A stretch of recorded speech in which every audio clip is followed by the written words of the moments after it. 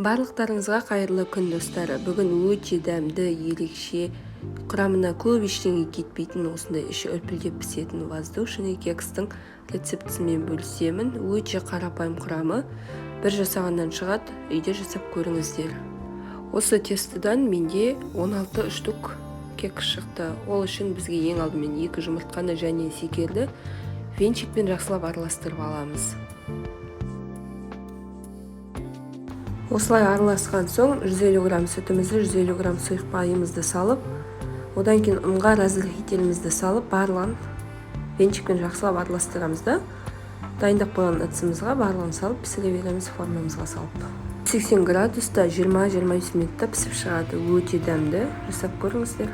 Ұнайды деген сенімдемін. Менімен бірге болғандарыңызға рахмет. Каналыма жазылып қойыңыздар.